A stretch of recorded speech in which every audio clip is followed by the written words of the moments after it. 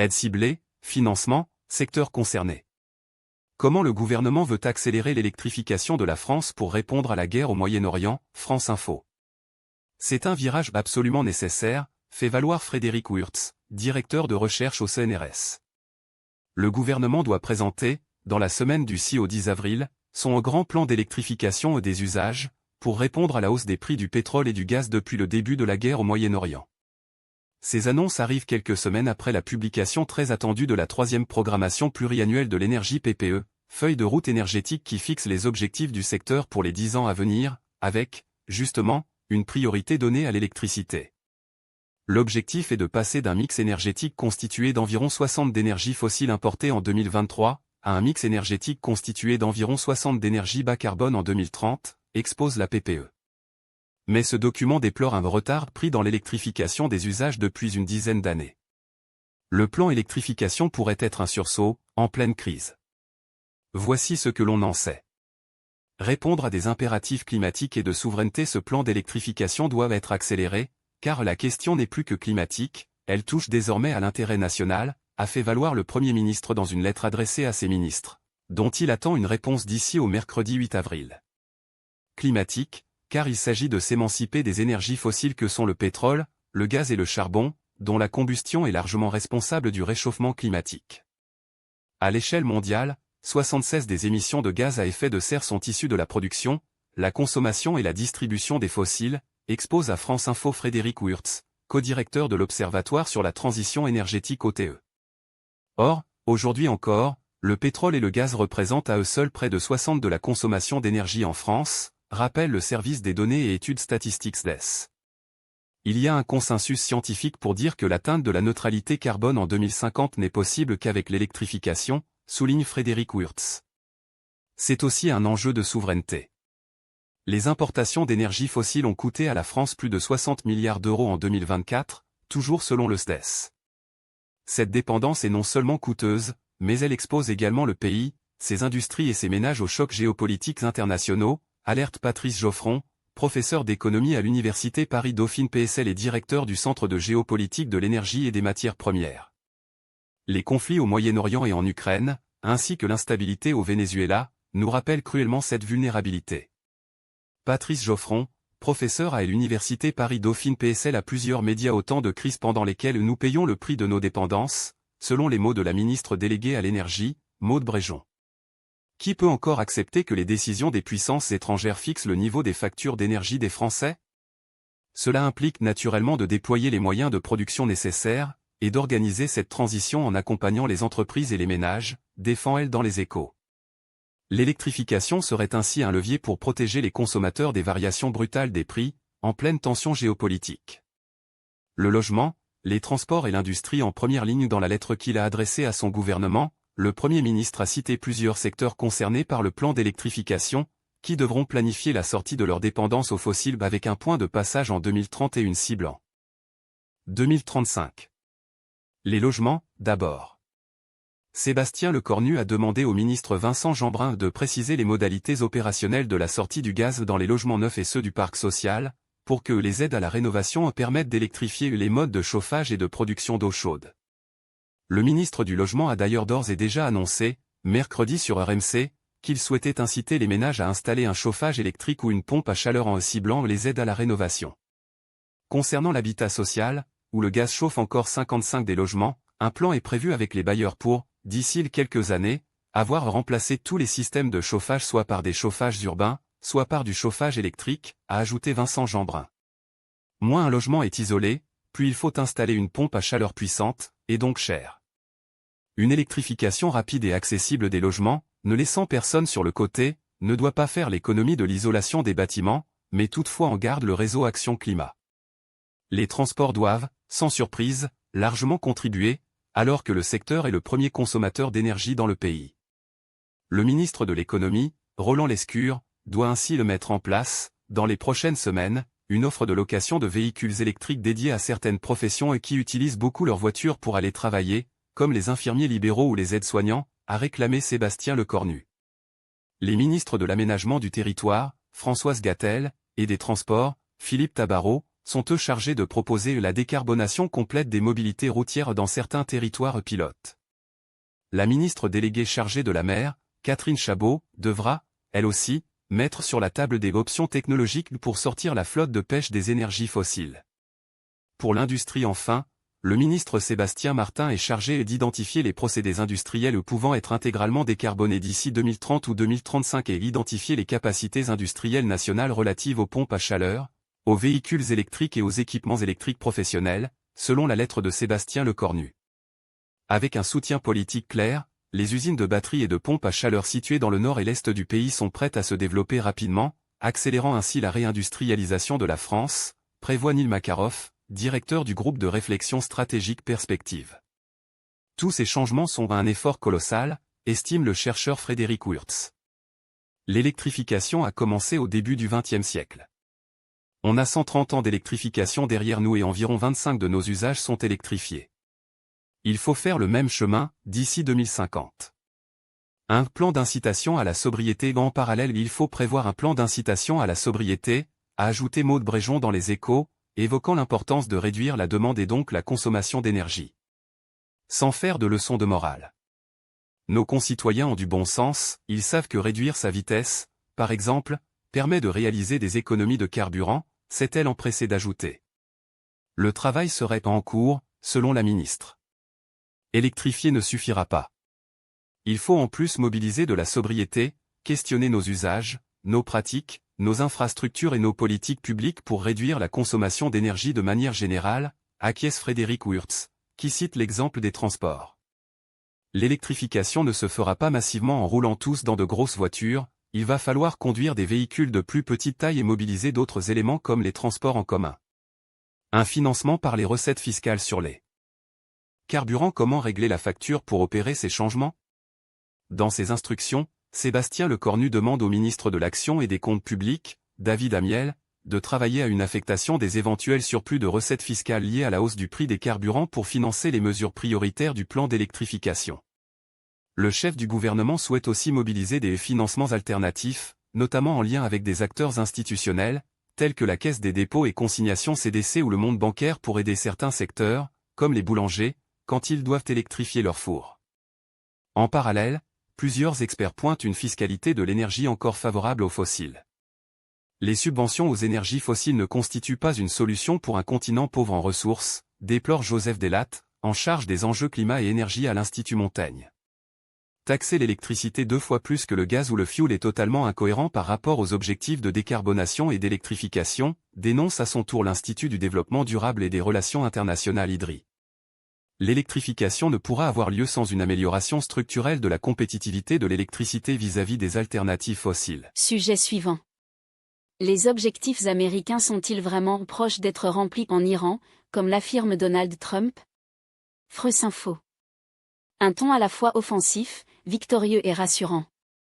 Le président américain, Donald Trump, a tenu une allocution à l'attention de ses concitoyens, mercredi 1er avril, un peu plus d'un mois après les débuts de la guerre entre les États-Unis, Israël et l'Iran.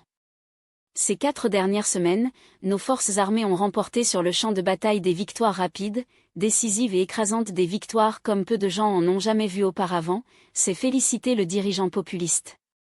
Habitué des contradictions, Donald Trump a promis de « frapper encore extrêmement durement l'Iran au fil des 2 à 3 prochaines semaines », tandis que les discussions se poursuivent avec Téhéran. L'annonce d'une poursuite de la guerre, donc, même si les objectifs stratégiques fondamentaux sont proches d'être remplis. Plus de 12 300 cibles ont été touchées en Iran depuis le 28 février, selon le commandement militaire américain pour le Moyen-Orient CENTCOM. Les ambitions de Washington, floues et parfois changeantes depuis le lancement du conflit, ont-elles vraiment été atteintes? Élément de réponse. Environ un tiers des missiles iraniens détruits. Les missiles du régime iranien, sans surprise, sont au cœur des opérations israélo-américaines lancées contre Téhéran. Dans une vidéo annonçant les débuts de l'offensive, Donald Trump promettait de détruire leurs missiles et de raser leur industrie balistique, rappelle PBS. Un mois plus tard, l'amiral Brad Cooper, à la tête de CENTCOM, avance que plus des 2 tiers des installations de production de drones et de missiles, en Iran, sont endommagées ou détruites. Les États-Unis et Israël ont ciblé de manière assez intensive les capacités iraniennes en matière de missiles, en particulier dans l'ouest et le sud du pays, relève auprès de France Info Nicole Grajewski, enseignante au Centre de recherches internationales de Sciences Po. Une partie importante du cycle de développement des missiles a été détruite, mais cela ne veut pas dire que l'Iran est incapable de la reconstruire. Quant aux stocks existants, la chercheuse estime qu'il reste à Téhéran au moins 30 à 40 de ces lanceurs. Et seul un tiers de l'arsenal de missiles est détruit de manière certaine à ce stade, selon 5 sources du renseignement américain interrogées par Reuters. Je suis d'accord avec cette estimation, appuie la spécialiste en stratégie militaire et armes nucléaires. Environ 30 de ces missiles, peut-être même davantage, ont été détruits. Nous ne savons pas encore pour les 70 restants. Nicole Grajewski, enseignante au Centre de recherches internationales de Sciences Po à France Info selon Reuters, la même estimation s'applique aux drones iraniens, largement utilisés dans les représailles du régime des Mollahs. Ces répliques, même si elles perdent en intensité, se poursuivent en Israël et dans les pays du Golfe. Entre mardi et mercredi, l'Iran a lancé 5 salves de missiles en direction de l'État hébreu, tout en continuant de cibler le Bahreïn, les Émirats arabes unis ou le Qatar, d'après l'Institut pour l'étude de la guerre ISW. Ils sont toujours capables de lancer un nombre considérable de missiles, de 20 à 30 par jour, note auprès du New York Times Farzan Nadimi, analyste à l'Institut de Washington. Des capacités navales largement amoindries, nous allons anéantir leur marine, a promis dès le 28 février Donald Trump. En un peu plus d'un mois d'opération Fureur épique, le CENTCOM assure avoir réussi à endommager ou détruire au moins 155 navires appartenant à l'Iran. Le 25 mars, l'amiral Brad Cooper avançait un deuxième chiffre, la destruction de 92 de la flotte iranienne dans cette guerre. L'attaque d'une frégate iranienne par la torpille d'un sous-marin américain, le 4 mars au large du Sri Lanka, a été particulièrement marquante. Les corps de 84 personnes ont été repêchés, et 32 marins ont été secourus. Dans ce conflit, l'Iran a perdu la majorité de ses capacités navales en moins de 10 jours, souligne le Centre d'études stratégiques et internationales CSIS. Le bombardement de ces capacités, et leur considérable érosion jusqu'au torpillage d'un navire dans l'océan Indien, a porté un coup au moral iranien, observe auprès de France Info Sylvain Gaillot, chercheur en histoire contemporaine à l'Université Paris 1 Panthéon-Sorbonne. Parmi tous les objectifs de guerre américains, c'est peut-être celui qui a été le mieux et le plus rapidement accompli. Sylvain Gaillot, spécialiste des relations entre l'Iran et les États-Unis à France Info toutefois, les opérations autour du détroit d'Ormuz montrent que les ressources navales iraniennes pourraient ne pas avoir été encore totalement détruites, tempère Nicole Grajewski. Des contradictions sur le nucléaire iranien depuis les débuts du conflit, l'épineux dossier du nucléaire iranien fait l'objet de paroles contradictoires de Donald Trump. Nous allons nous assurer que l'Iran n'obtiendra pas l'arme nucléaire, a-t-il lancé la nuit du 27 au 28 février, au début de l'opération Fureur épique, accusant au passage les Iraniens d'avoir tenté de reconstruire leur programme nucléaire. Je m'en fiche, a pourtant lâché un mois plus tard le président américain, interrogé par Reuters au sujet de l'uranium enrichi iranien. Il est tellement enfoui sous terre, a-t-il jugé, que Téhéran serait désormais incapable de développer l'arme atomique. Mi-mars, le renseignement américain a reconnu que Téhéran n'avait pas tenté de relancer des capacités d'enrichissement nucléaire touchées lors de la guerre de 12 jours, en juin 2025. Une contradiction claire avec les premières affirmations de l'administration Trump, fin février, pour justifier son offensive. L'Iran semble néanmoins garder à sa disposition un stock d'environ 440 kg d'uranium enrichi à 60, d'après le CSIS. Des ressources qui pourraient permettre, à terme, la formation de 10 à 12 bombes, selon le New York Times. Après les frappes ciblant des infrastructures nucléaires iraniennes en juin, le conflit actuel a-t-il changé la donne ? Il n'y a pas vraiment eu d'évolution depuis le 28 février, analyse Nicole Grajewski. Le programme nucléaire iranien a probablement été gelé depuis les attaques de juin, poursuit Sylvain Gaillot. Le chercheur évoque des incertitudes, depuis, entourant le stock iranien d'uranium enrichi. Mais également une désinvolture de la parole présidentielle américaine à cet égard. Donald Trump cherche à délégitimer le problème, à le relativiser, alors qu'il s'agissait auparavant d'un objectif principal. Des alliés de l'Iran toujours capables de nuire avec l'opération Fureur épique Lion rugissant pour Israël. Un autre objectif est de briser l'écosystème des proxys, ces alliés armés de l'Iran au Moyen-Orient. Il s'agit notamment du Hezbollah, groupe pro-iranien libanais. Le parti milice chiite, engagé dans une nouvelle guerre contre Israël depuis début mars, continue de viser des cibles sur le sol israélien et des forces de l'État hébreu, dans le sud du Liban. Il n'a jamais été autant affaibli que maintenant, notamment après les lourdes pertes subies ces derniers mois, en 2023 et 2024. Pour autant, il fait preuve de robustesse, décrypte auprès de Freusinfo Didier Leroy, chercheur à l'École royale militaire de Belgique et spécialiste du Hezbollah. Même si le Hezbollah continue de perdre des hommes, des ressources et du matériel, il n'est pas dans le même état que le Hamas. Pour le moment, il se relève toujours et s'adapte. Didier Leroy, chercheur spécialiste du Hezbollah à Freusinfo mardi et mercredi, la milice libanaise a affirmé avoir mené pas moins de 71 attaques dans le nord d'Israël et le sud du Liban, selon l'Institut pour l'étude de la guerre. Les rebelles houthis du Yémen, autres alliés de l'Iran, agissent à leur tour contre la coalition israélo-américaine. Mercredi, ils ont lancé plusieurs missiles balistiques en direction d'Israël. À ces répliques s'ajoutent les tirs de milices irakiennes pro-Iran, qui ont ciblé l'aéroport de Bagdad ces derniers jours. À mesure que le conflit s'enlise, il y a une réactivation de l'axe de la résistance pro-iranien, ajoute Sylvain Gaillot. Un changement de régime qui n'en est pas un sans en faire un objectif de guerre clair et affirmé. Donald Trump avait appelé les Iraniens à reprendre le contrôle de leur gouvernement, une fois les opérations israélo-américaines terminées. Les premières frappes, le 28 février à Téhéran, ont décapité l'appareil politique et militaire iranien, tuant notamment le guide suprême Ali Khamenei. Nous avons eu un changement de régime, on le voit déjà, car le premier régime a été décimé, détruit, a salué dimanche le président américain. Nous avons affaire à des personnes différentes de celles auxquelles quiconque a eu affaire auparavant. C'est tout un autre groupe de personnes, donc je considérerais que c'est un changement de régime. Donald Trump lors d'un point presse plusieurs experts contestent cette affirmation.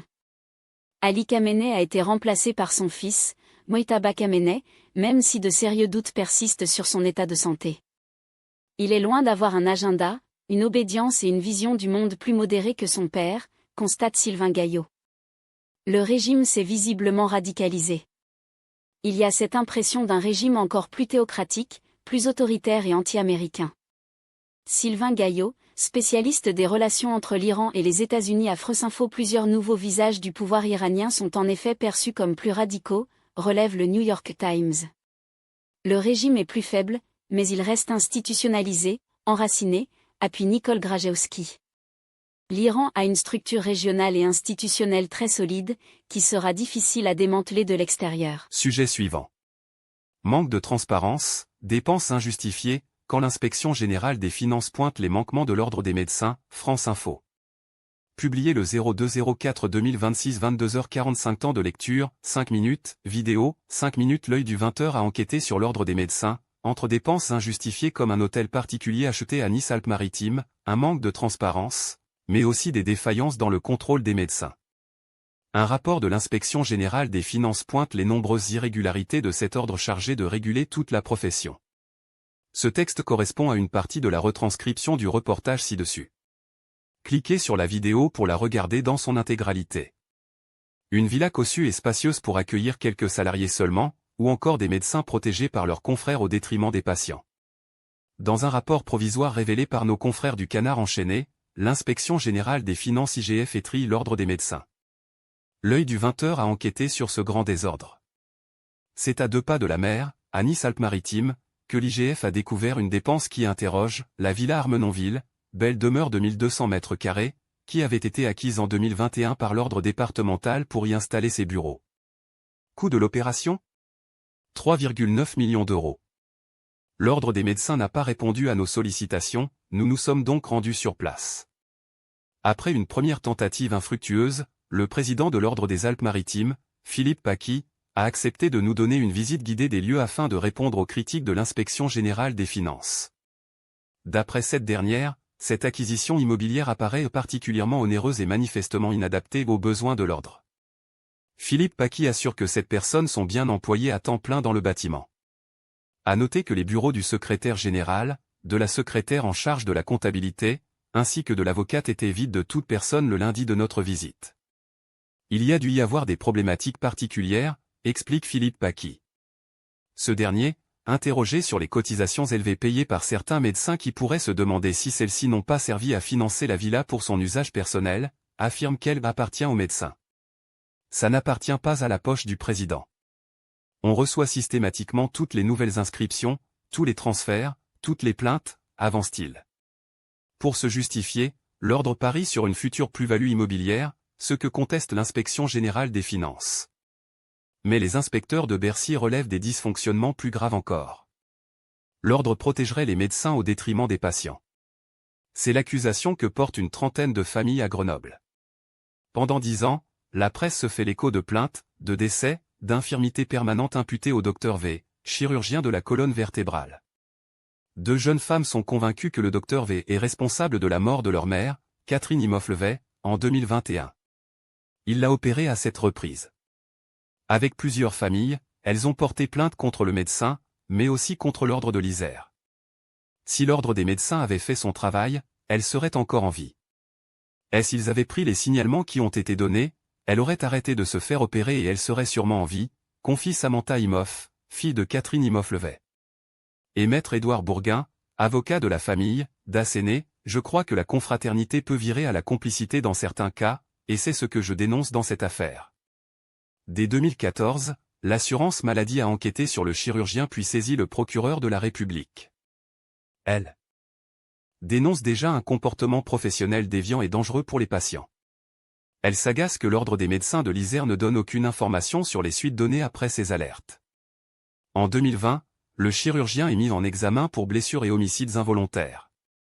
La justice lui interdit d'opérer, mais il continue de recevoir des patients dans une clinique grenobloise. Le 2 avril 2026, son nom figurait toujours sur le site internet de l'établissement. Selon son avocat, le Dr V est en liquidation judiciaire et ne peut désormais plus exercer. Sur le plan pénal, il est toujours présumé innocent puisqu'il n'y a eu à ce jour aucune condamnation définitive, justifie son avocat, maître Bernard Boulou. Le Dr V a-t-il été couvert par ses pairs? En 2019, 5 ans après les signalements de l'assurance maladie, il est suspendu provisoirement par l'ordre des médecins. Mais il n'est pas radié. Ni l'ordre national, ni l'ordre départemental n'ont souhaité nous répondre. Sujet suivant. La garde à vue de Rima Hassan levée, l'eurodéputé LFI convoqué le 7 juillet pour être jugé pour apologie de terrorisme, France Info. La garde à vue de Rima Hassan levée, l'eurodéputé LFI convoqué le 7 juillet pour être jugé pour apologie de terrorisme. L'Insoumise avait été placée en garde à vue dans le cadre d'une enquête liée à un message publié fin mars sur le réseau social X, depuis supprimé. Publié le 02-04-2026 23h34 temps de lecture. 3 minutes l'eurodéputé LFI Rima Hassan, à Paris, le 14 juin 2025. Thomas Samson AFP. L'eurodéputé Rima Hassan est sorti dans la soirée du jeudi 2 avril de garde à vue et s'est vu remettre une convocation devant le tribunal correctionnel le 7 juillet pour être jugé du chef d'apologie de terrorisme commise en ligne, a annoncé le parquet de Paris. Mardi matin, l'eurodéputé franco-palestinienne LFI s'était présenté à la police judiciaire sur convocation dans le cadre d'une enquête du pôle national de lutte contre la haine en ligne, pour être placé en garde à vue. Ce placement en garde à vue est possible, sans qu'il soit nécessaire de faire procéder à la levée de l'immunité parlementaire, dans le cadre de l'enquête de flagrance, a précisé le parquet. La fouille des effets de Rima Hassan a révélé la présence de matières s'apparentant d'une part à du CBD et d'autre part à de la 3-MMC, une drogue de synthèse sur lesquelles elle a été interrogée. Ces éléments sont disjoints et feront l'objet d'une procédure distincte, a précisé le parquet. Le 26 mars, sur le réseau X, Rima Hassan avait posté un message évoquant Kozo Okamoto, membre de l'armée rouge japonaise, impliqué dans un attentat meurtrier en Israël en 1972. Ce message a depuis été supprimé. L'Observatoire juif européen confirme à France Télévisions avoir déposé plainte contre Rima Hassan au sujet de ce message le jour même de sa publication. Ce n'est pas la première fois que la parlementaire et militante pro-palestinienne est visée par une procédure pour apologie du terrorisme. Elle est ciblée depuis fin 2023 par une enquête judiciaire pour apologie du terrorisme, après avoir tenu des propos considérés comme une marque de soutien au Hamas dans la foulée de l'attaque du 7 octobre. Sur le réseau social X, Jean-Luc Mélenchon a vivement réagi à la garde à vue de Rima Hassan, dénonçant une police politique et s'indignant d'une procédure liée, selon lui, à un retweet.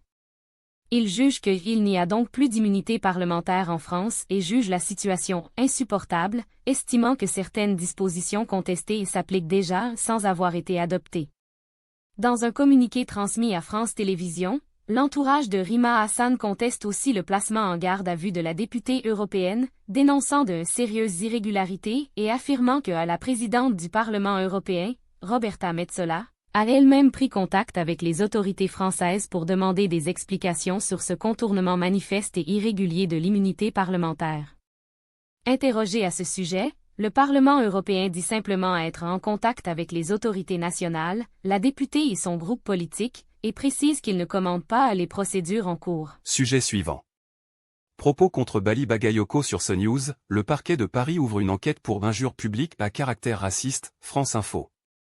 Propos contre Bali Bagayoko sur CNews, le parquet de Paris ouvre une enquête pour injure publique à caractère raciste. Une enquête pour cyberharcèlement au préjudice de Bali Bagayoko a également été ouverte, indique le parquet. Publié le 02/04/2026 21h49. Temps de lecture, 2 minutes. Bali Bagayoko, mère LFI de Saint-Denis Seine-Saint-Denis, le 16 mars 2026. Caroline Félix. France Info Radio France. Le parquet de Paris annonce, jeudi 2 avril, à France Info avoir ouvert une enquête pour injure publique en raison de l'origine, la nation, la race ou la religion après des propos jugés racistes tenus sur la chaîne CNews la semaine dernière, visant le nouveau maire de Saint-Denis Bali Bagayoko. Le préfet de Seine-Saint-Denis a souhaité se constituer partie civile. Le parquet de Paris a reçu la plainte déposée le 1er avril par Bali Bagayoko, maire de la commune de Saint-Denis, et ouvert une enquête du chef des injures publiques en raison de l'origine, l'ethnie, la nation, la race ou la religion, confiée à l'Office central de lutte contre la haine en ligne, détaille le parquet de Paris à France Info. Sont reprochés les propos tenus lors de l'émission Sans politique sur la chaîne CNews les 27 et 28 mars 2026. Le parquet indique également avoir ouvert une enquête, distincte de la première, pour cyberharcèlement au préjudice de Bali Bagayoko, après avoir constaté sur le réseau social X une multiplication de commentaires ciblant la victime en raison de la couleur de sa peau, à la suite de cette même émission. Là aussi, l'enquête est confiée à l'Office central de lutte contre la haine en ligne. Vendredi, lors d'un débat sur CNews consacré au premier jour de mandat de Bali Bagayoko, le présentateur a demandé si le maire de cette commune de Seine-Saint-Denis, dans la banlieue nord de Paris, essaie de pousser les limites. Sûrement qu'il y a un peu de ça. Maintenant, c'est important de rappeler que l'Homo sapiens, nous sommes des mammifères sociaux et de la famille des grands singes. Et par conséquent, dans toute collectivité, dans toute tribu, nos ancêtres chasseurs-cueilleurs vivaient en tribu, il y a un chef qui a pour mission d'installer son autorité, a répondu le psychologue Jean Dorido en plateau. Samedi, la chaîne du groupe Bolloré s'est de nouveau trouvée au cœur d'une polémique, après des propos du philosophe Michel Onfray prêtant à Bali Bagayoko une attitude de mâle dominant pour avoir appelé à faire allégeance après son élection. Ça, c'est très tribal. On fait l'allégeance au mâle dominant, a déclaré Michel Onfray. Dénonçant une société de plus en plus raciste, le nouveau maire de Saint-Denis Bali Bagayoko a appelé, mercredi, dans un entretien à l'AFP, à la fermeture de la chaîne CNews.